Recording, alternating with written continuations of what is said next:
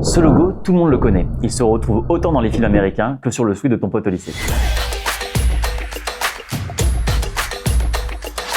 Imagine-toi dans l'espace interstellaire et hop, petit moonwalk dans l'espace-temps. Flashback en 1959 où à l'époque, la NACA s'est offert un petit relooking express pour devenir la NASA. Un tournant cosmique où on a décidé d'explorer l'infini. Le tout avec une planète, des étoiles, un satellite qui fait sa ronde et une aile pour pimenter l'infini. En 1975, la NASA, sur invitation de Nixon, a décidé de se refaire une beauté visuelle.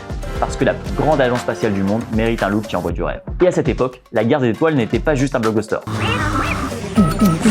Cette identité cosmique a brillé jusqu'en 1992. Presque 40 ans plus tard, on peut dire que ce logo a une modernité indiscutable. Simple, high-tech, singulier, bref, tout ce qu'il faut pour être un super logo. Et malgré ça, il a été accueilli tièdement, voire affublé du titre glorieux de vert, tandis que l'ancien était affectueusement appelé Midbone. Même le site très sérieux de la NASA a fait un petit clin d'œil à cette histoire. Jusqu'en 1992, les deux ont cohabité dans un joyeux bazar. C'est là que la boulette de viande a écrasé le verre. Un retour au classique après l'explosion d'une navette spatiale, un incident plus gênant pour l'image de l'agence qu'une guerre des logos. Le logo de 1959 a eu droit à un petit lifting pour éviter les allusions gastronomiques. Le résultat de ce travail interne est toujours là aujourd'hui. On pourrait presque dire que ce logo doit être un régal à utiliser avec une petite touche d'ironie à la bouche. La NASA aime le design et a même sorti un livre là-dessus. On y découvre que tout a été bien charté, comme ce logo pour leur navette. Et petite anecdote, saviez-vous que la NASA lançait des concours publics pour la création des logos d'exploration? Peut-être que ça donne des idées aux créatifs qui nous regardent.